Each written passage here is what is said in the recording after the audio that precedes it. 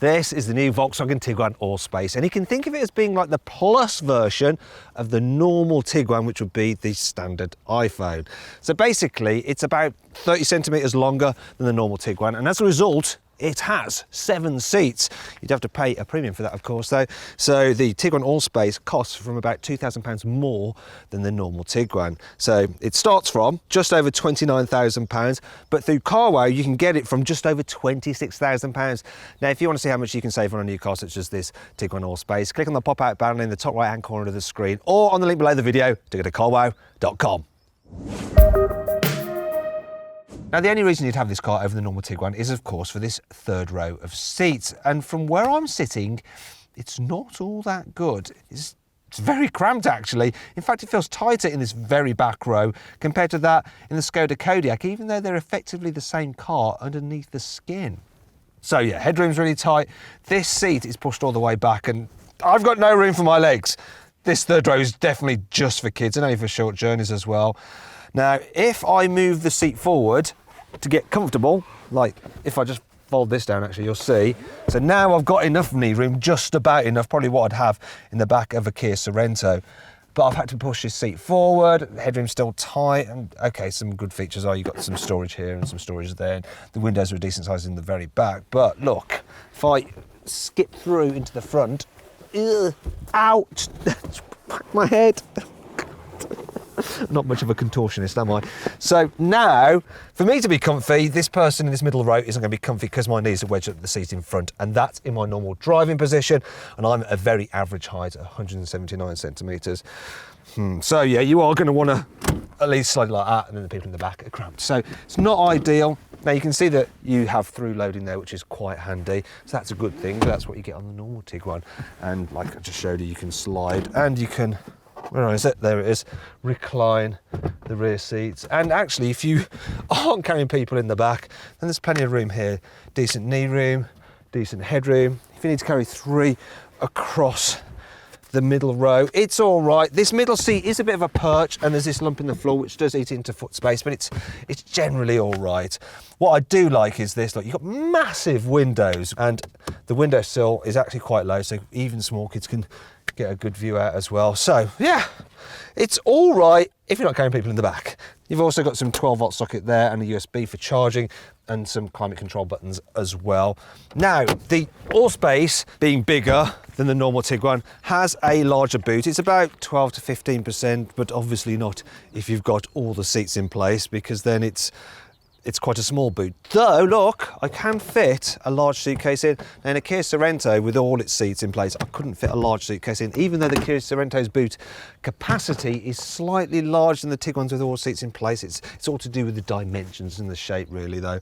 Now, I just fold these seat headrests down. Oh, they're quite stiff. There we go, almost gave myself a hernia doing that. And fold these seats down. There we go.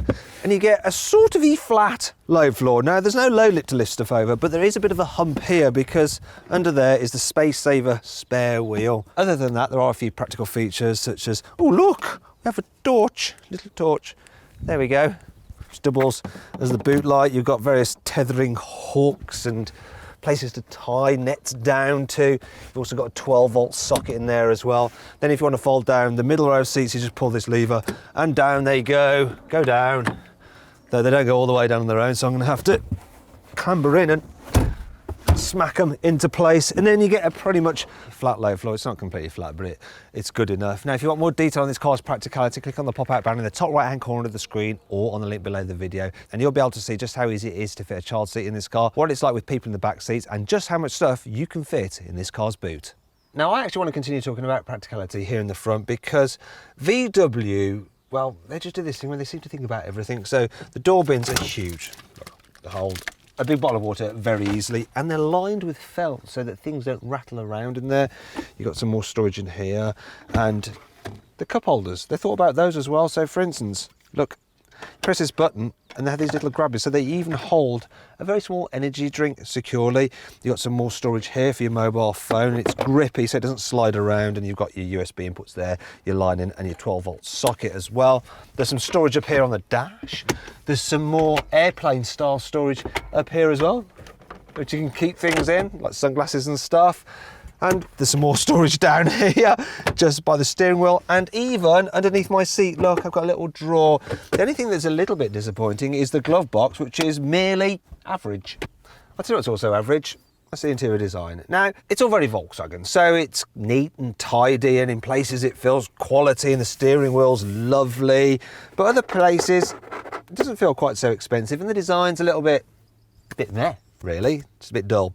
What's not so dull though is this screen. So it's beautiful big 8-inch touchscreen, and you get it as standard on every single Tiguan Allspace version. It's very easy to use with the shortcut buttons. The graphics are bright, it just looks lovely. It's simple, clever, and yeah, you get Apple CarPlay and Android Auto as well, so you can run your mapping through your phone if you want to. But yeah, the standard sat nav that you get with it is great on this particular nav version. So yeah, lovely. Now, I should point out that you can get this car with the digital driver's display. This car doesn't have it, it has the normal dials, and it is worth the upgrade because it looks really slick. In fact, if you want more detail on this car's infotainment system, click on the pop-out banner in the top right-hand corner of the screen, or on the link below the video to watch my detailed infotainment and interior review on this car. So the one I've got here is the SE Nav, and yeah, it's the entry-level car, but it's got loads of kit. Like I said, it's got satellite navigation, you get cruise control, you get 3-zone climate control, and this one with a 2-litre diesel engine with 150 horsepower and the 4-wheel drive, well, its list price is just over £33,000, but I put the details of it into carwow and I got an offer back for just under £30,000, which is more reasonable. However, bearing in mind I'm making that saving, I would actually upgrade to the R-Line version of this car because it has a sporty body kit, bigger wheels, nicer interior trim, and it just feels more special. It's kind of what you'd expect more from a Volkswagen. Now then, it's time for the carwow 5 annoying things about this car. The halogen headlamps you get as standard on most versions of the Tiguan just look cheap and old-fashioned, you know, they're not really becoming of a car of this price. While you get nice soft touch plush materials here on the door tops in the front, in the back, they are all hard and scratchy. That's Volkswagen cutting costs. The shiny touchscreen looks absolutely epic when you've got it turned on, but when you turn it off, it just shows up greasy fingerprints. Ugh. Looks as though this car is powered by a huge V8 engine because of these exhaust pipes, even though it's a 2-litre diesel. But anyway, as I'll reveal now with the carwow stick of truth, yeah, they don't lead anywhere. They're fake. The first time you come to clean your new Tiguan, you'll probably lift up the windscreen wiper to clean underneath it, and you'll end up scratching all the paint off your bonnet, and that's because you won't know. What you're supposed to do is turn the ignition on, then off again, and press down on the windscreen wiper lever to put the windscreen wipers in the service position. Thankfully, this car has plenty of cool features, which helps make up for all this. Here's 5. The car's Think Blue trainer will mark you for how efficiently you are driving, and it gives you tips as well on exactly what to do to improve your economy. Full motion versions of the car get a special off-road mode and a snow mode to give you more traction when driving on tricky surfaces. If you need to carry something long, you can fold down the front passenger seat on the Tiguan. It also turns it into a stretch limousine. The picnic tables you can get with the Tiguan are very sturdy. Look, they can support the heaviest of salads. Also, you've got a little drinks holder there, which is handy if you're a presenter who needs their Red Bull to keep them awake during a long shoot. You can store the car's load cover underneath the false floor. Look, it's dead easy. I promise you, look, it's that easy. Ta-da! Surprise, surprise, this new Volkswagen Tiguan Allspace feels identical to the normal 5-seater Tiguan to drive. You know, you don't really notice the extra weight from the slightly bigger body. It's the same, which is a good thing because the Tiguan drives very well. So it's very car-like for an SUV actually. You feel like you're sitting in it. You're sat up high and the visibility is great all round. But it's dead easy, it's dead familiar. It's nice and simple to manoeuvre around town, and then the steering's sharp, it's light. The car grips and goes around corners really well actually for a tall car. And yeah, it's just pleasurable. Now, the suspension deals well with bumps, but you can make it softer by going for the optional adaptive suspension. Now that's worth doing if you're going for the larger alloys on the car, because bigger wheels do just show up the bumps a little bit more. But still, yeah, it's a comfy car to travel in and it's quiet at speed. And then there's the engines. So yeah, the VW Group engines are very good. The one in this is a 2-litre diesel with 150 horsepower, and that is all you need. It's just a great all-rounder. It's supposed to do 49 miles per gallon, and somehow or other, I've managed to do 49 miles per gallon. That's the first time I've ever done that, actually. Got bang on what a manufacturer says.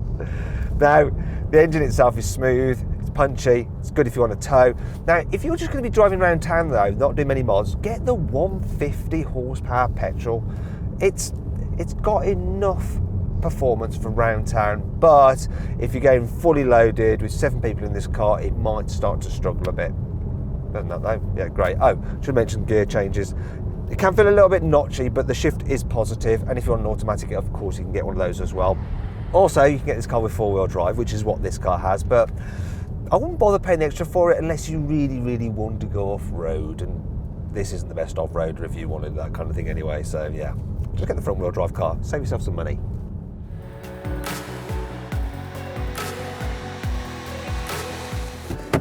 Now, if you click on the pop-out banner in the top right-hand corner of the screen or on the link below the video, you can go to carwow.com for more information on the Tiguan Allspace and to see how much you can save on one, or any car for that matter. So then my verdict on this car: should you avoid it? Should you consider it? Should you shortlist it? Or should you just go right ahead and buy it? Well, I reckon you should consider the Tiguan Allspace. The Tiguan is a good SUV, it's just that the Allspace is just not really practical enough for a 7-seater, so there's better options out there.